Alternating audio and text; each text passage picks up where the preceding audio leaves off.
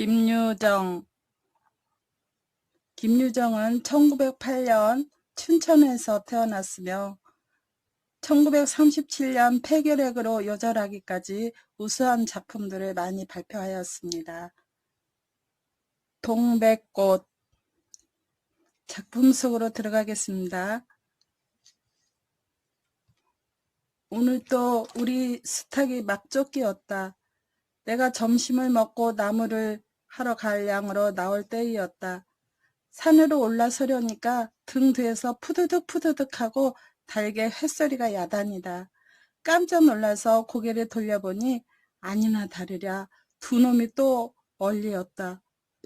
점순내 수탉이 덩저리 작은 우리 수탉을 함부로 해내는 것이다. 그것도 그냥 해내는 것이 아니라 푸드득하고 면들을 쪼고 물러섰다가 좀 사이를 두고 또 푸드득하고 모가지를 쪼았다. 이렇게 멋을 부려가며 여지없이 닦아놓는다. 그러면 이 못생긴 것은 쪼일 적마다 주둥이로 땅을 밟으며 그 비명이 킥킥 할 뿐이다. 물론 미처 아물지도 않은 면들을 또 쫓겨 붉은 선혈은 뚝뚝 떨어진다.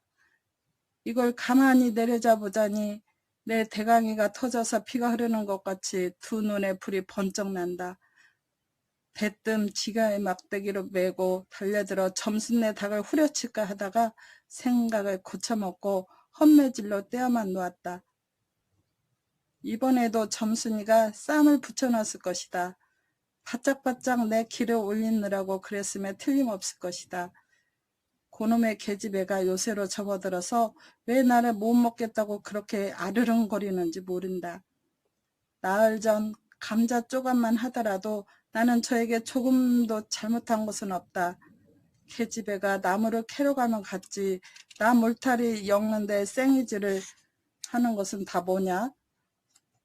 그것도 발소리를 죽여가지고 등 뒤로 살며시 와서 예, 너 혼자만 일하니? 하고 김치하는 수작을 하는 것이다.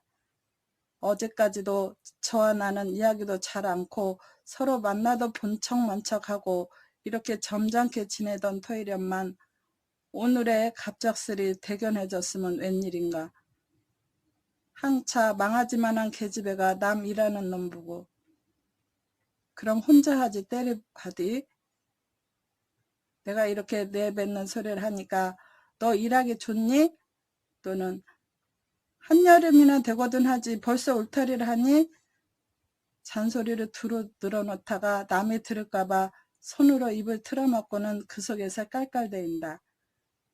별로 웃을 것도 없는데 날씨가 풀리더니 이놈의 계집애가 미쳤나 하고 의심하였다.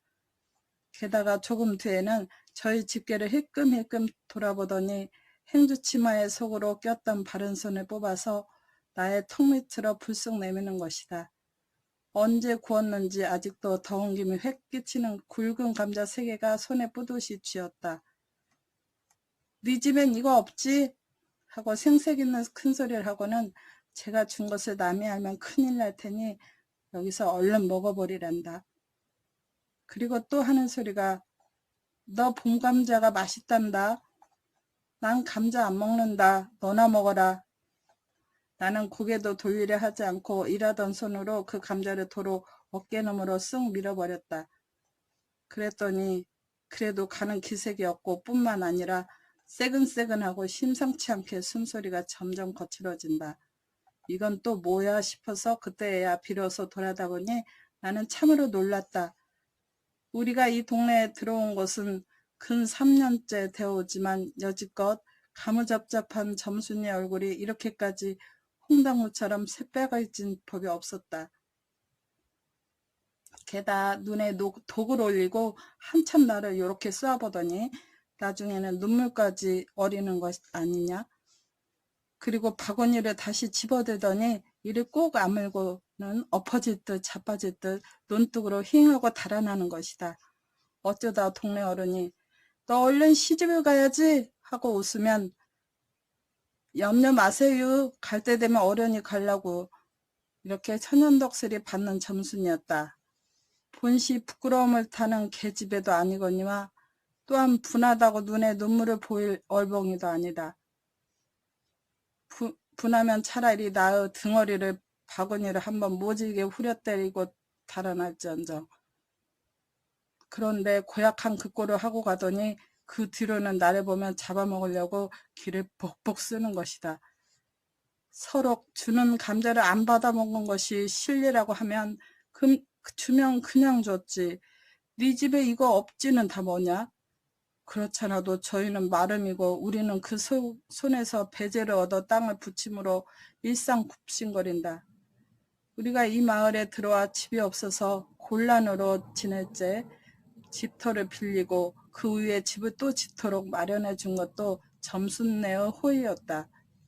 그리고 우리 어머니 아버지도 농사 때 양식이 딸리면 점순네한테 가서 부지런히 구워다 먹으면서 인품, 그런 집은 다시 없으리라고 침이 마르도록 칭찬하곤 하는 것이다.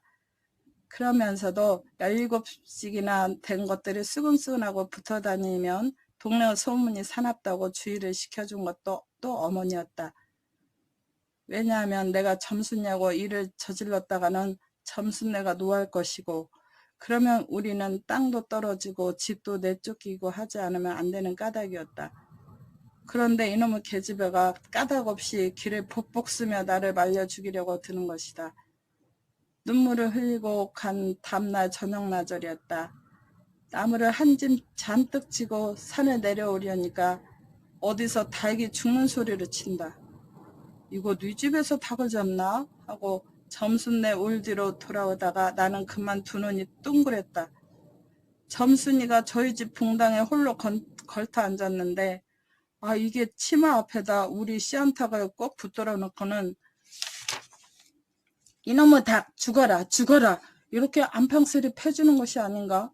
그것도 대가리나 치면 모른다마는 아주 알다 못 나으라고 그 볼기짝개를 주먹으로 콕콕 쥐어박는 것이다. 나는 눈에 쌍심지가 오르고 사지가 부르르 떨렸으나 사방을 한번 휘돌아보고야 그제서 점순이 집에 아무도 없음을 알았다. 잡은 참 지게막대기를 들어 울타리의 중턱을 후려치며 이놈의 계집애 남의 닭 알 못 낳으라고 그러니? 하고 소리를 빽 질렀다. 그러나 점순이는 조금도 놀라는 기색이었고 그대로 의젓이 앉아서 제 닭 가지고 하듯이 또 죽어라 죽어라 하고 패는 것이다. 이걸 보면 내가 산에서 내려올 때를 겨냥해가지고 미리부터 닭을 잡아가지고 있다가 내 보란듯이 내 앞에 죄지르고 있음이 확실하다. 그러나 나는 그렇다고 나무집에 뛰어들어가 계집애하고 싸울 수도 없는 노릇이고 형편이 썩 불리함을 알았다. 그래 닭이 맞을 적마다 지게의 막대기로 울타리를 후려칠 수밖에 별도리가 없다. 왜냐하면 울타리를 치면 칠수록 물섭이 물러앉으며 뼈대만 남기 때문이다. 허나 아무리 생각하여도 나만 믿지는 노릇이다. 이년아 남의 닭 아주 죽이터이냐? 내가 도끼눈을 뜨고 다시 꽥 호령을 하니까 그제서야 울타리께로 쪼르르 오더니 밖에 섰는 나의 머리를 겨누고 닭을 내팽개친다. 에이 더럽다 더러웠다. 더러운 걸 널더러 입대 끼고 있으랬니? 망할 계집애년 같으니 하고 나도 더럽다는 듯이 울타리께를 횡하고 돌아내리며 약이 오를 대로 다 올랐다라고 하는 것은 암탉이 풍기는 서슬의 나의 이맛배기에다 물짓덩어찌 갈겼는데 그걸 본다면 알지만 터졌을 뿐 아니라 골병은 단단히 든 듯이다. 그리고 나의 등 뒤를 향하여 나에게만 들릴 듯 말 듯한 음성으로 이 바보 녀석아 너 베네병신이지? 그만둬 좋으련만 너 네 아버지가 고자라지? 뭐? 우리 아버지가 그래 고자야? 한량으로 얼벙거지가 나서 고개를 휙 돌려 바라봤더니 그때까지 울타리 위로 나와 있어야 할 점순이여 대가리가 어디로 갔는지 보이지가 않는다. 그러나 돌아서서 오자면 아까의 한 욕을 울 밖으로 또 퍼붓는 것이다. 욕을 이토록 먹어가면서도 대가리 한마디 못하는 걸 생각하니 돌뿌리에 채이어 발톱 밑이 터지는 것도 모를만치 분하고 극기하는 두 눈에 눈물까지 불끈 내솟는다. 그러나 점순이의 치매는 이것뿐이 아니다. 사람들이 없으면 틈틈이 제 집 수탉을 몰고 와서 우리 수탉과 쌈을 붙여 놓는다. 제 집 수탉은 썩 험상궂게 생기고 쌈이라면 회를 치는 거로 을에 이길 것을 알기 때문이다. 그래서 툭하면 우리 수탉에 면두며 눈가를 피로 흐드러지게 되도록 해놓는다. 어떤 때에는 우리 수탉이 나오질 않으니까 요놈의 계집애가 모이를 쥐고 와서 꿰어내다가 쌈을 붙인다. 이렇게 되면 나도 다른 배차를 차리지 않을 수 없었다. 하루는 우리 수탉을 붙들어 가지고 넌지시 장독계로 갔다. 쌈닭에게 고추장을 먹이면 병든 황소가 살모살을 먹고 용을 쓰는 것처럼 기운이 뻗친다 한다. 장독에서 고추장 한 접시를 떠서 닭 주둥아리깨로 들이밀고 먹어보았다. 닭도 고추장의 맛을 들였는지 거슬리지 않고 거진 반 접시 턱이나 곧잘 먹는다. 그리고 먹고 금시는 용을 못 쓸 터이므로 얼마쯤 기운이 들도록 회 속에다 가두어두었다. 밭에 두어 집 전하고 나서 쉴 참에 그 닭을 안고 밖으로 나왔다. 마침 밖에는 아무도 없고 점순이만 저희 울 안에서 흰옷을 뜯는지 혹은 솜을 터는지 웅크리고 앉아서 일을 할 뿐이다. 나는 점순네 수탉이 노는 밭으로 가서 닭을 내려놓고 가만히 맥을 보았다. 두 닭은 여전히 얼려 쌈을 하는데 처음에는 아무 보람이 없었다. 멋지게 쪼는 바람에 우리 닭은 또 피를 흘리고 그러면서도 날개 죽지만 푸드득푸드득하고 올라뛰고 뛰고 할 뿐이고 제법 한번 쪼아보지도 못한다. 그러나 한 번은 어쩐 일인지 용을 쓰고 펄쩍 뛰더니 발톱으로 눈을 휘비고 내려오며 면두를 쪼았다. 큰 닭도 여기에는 놀랐는지 뒤로 멈칫하며 물러난다. 이 기회를 타서 작은 우리 수탉이 또 날쌔게 덤벼들어 다시 면두를 쪼니 그제서는 감때 사나운 그 대강이에서도 피가 흐르지 않을 수 없었다. 옳다 알았다. 고추장만 먹이면 되는구나 하고 나는 속으로 아주 쟁그러워 죽겠다. 그때에는 뜻밖의 내가 닭쌈을 붙여놓는데 놀라서 울 밖으로 내다보고 섰던 점순이도 입맛이 쓴지 눈살을 찌푸렸다. 나는 두 손으로 볼깃짝을 두드리며 연방 잘한다 잘한다 하고 신이 머리끝까지 뻗치었다. 그러나 얼마 되지 않아서 나는 넋이 풀려 기둥같이 묵묵히 서 있게 되었다. 왜냐하면 큰 닭이 한 번 쪼인 안가품으로 허들갑술이 연거푸 쪼는 서슬에 우리 수탉은 찔끔 못하고 막 골른다. 이걸 보고서 이번에는 점순이가 깔깔거리고 되도록 이쪽에서 많이 들으라고 웃는 것이다. 나는 보다 못하여 덤벼들어서 우리 수탉을 붙들어 가지고 도로 집으로 돌아왔다. 고추장은 좀 더 먹였더라면 좋았을걸. 너무 급하게 쌈을 붙인 것이 퍽 후회가 난다. 장독계로 돌아와서 다시 턱 밑에 고추장을 들이댔다. 흥분으로 말미암아 그런지 당채 먹질 않는다. 나는 할 일 없이 닭을 반드시 눕히고 그 입에다 걸련 물뿌리를 물렸다. 그리고 그 고추장에 물을 타서 그 구멍으로 조금씩 들이부었다. 닭은 좀 괴로운지 킥킥하고 재채기를 하는 모양이나 그러나 당장의 괴로움은 매일같이 피를 흘리는데 될 게 아니라 생각하였다. 그러나 한두어 종지가량 고추장물을 먹이고 나서는 나는 그만 풀이 죽었다. 싱싱하던 닭이 왜 그런지 고개를 살며시 뒤틀고는 소나기에서 뻗어지는 것이 아닌가. 아버지가 볼까 봐서 얼른 회에다 감추어 두었더니 오늘 아침에서야 겨우 정신이 든 모양 같다. 그랬던 걸 이렇게 오다 보니까 또 쌈을 붙여놓으니 이 망할 계집애가 필연 우리 집에 아무도 없는 틈을 타서 제가 들어와 회에서 꺼내가지고 나간 것이 분명하다. 나는 다시 닭을 잡아 가두고 염려스러우나 그렇다고 산으로 나무를 하러 가지 않을 수도 없는 형편이었다. 소나무 삭정이를 따며 가만히 생각해보니 암만 해도 고년의 목쟁이를 돌려놓고 싶다. 이번에 내려가면 망할년 등줄기를 한번 대게 후려치겠다 하고 싱둥벙둥 나무를 치고는 불이 나게 내려왔다. 거지반 집에 다 내려와서 나는 호두기 소리를 듣고 발이 딱 멈추었다. 산기슭에 널려있는 굵은 바위돌 틈에 노란 동백꽃이 서부록하니 깔렸다. 그 틈에 끼어앉아서 점순이가 청승맞게 호두기를 불고 있는 것이다. 그보다도 더 놀란 것은 그 앞에서 또 푸두둑 푸두둑 하고 들리는 닭의 횟소리다. 피령코 요년이 나의 약을 올리느라고 또 닭을 집어내다가 내가 내려올 기목에다가 쌈을 시켜놓고 저는 그 앞에 앉아서 천연스레 호두기를 불고 있음에 틀림없으리라. 나는 약이 오를 대로 다 올라서 두 눈에서 불과 함께 눈물이 퍽 쏟아졌다. 나무찌개도 놀 새 없이 그대로 내동댕이 치고는 지게 막대기를 뻗치고 허둥허둥 달려들었다.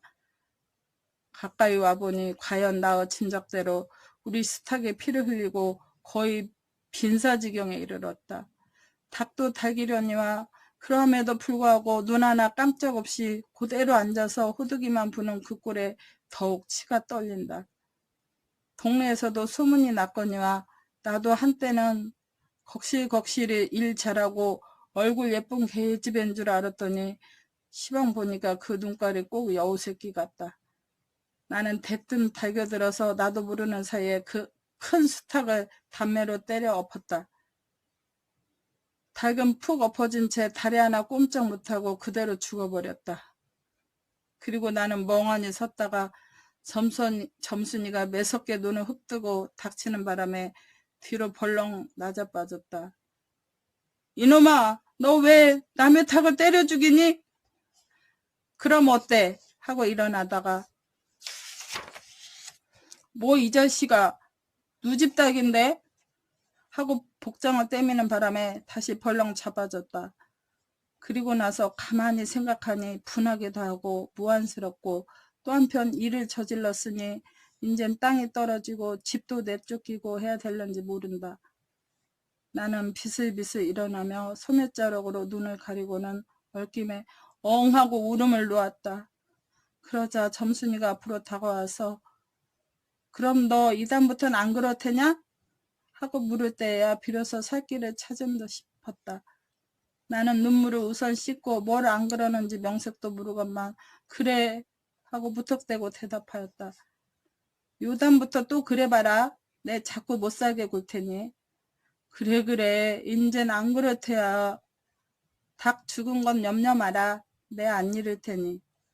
그리고 못에 떠다 밀렸는지 나의 어깨를 짚은 채 그대로 퍽 쓰러진다. 그 바람에 나의 몸뚱이도 겹쳐서 쓰러지며 한창 피어 퍼들어진 노란 동백꽃 속으로 푹 파묻혀 버렸다. 알싸한 그리고 향긋한 그 냄새에 나는 땅이 꺼지는 듯이 온 정신이 고만 아찔하였다. 너 말 마라. 그래. 조금 있더니 요 아래서 점순아 이년이 바느질을 하다 말고 어디 갔어?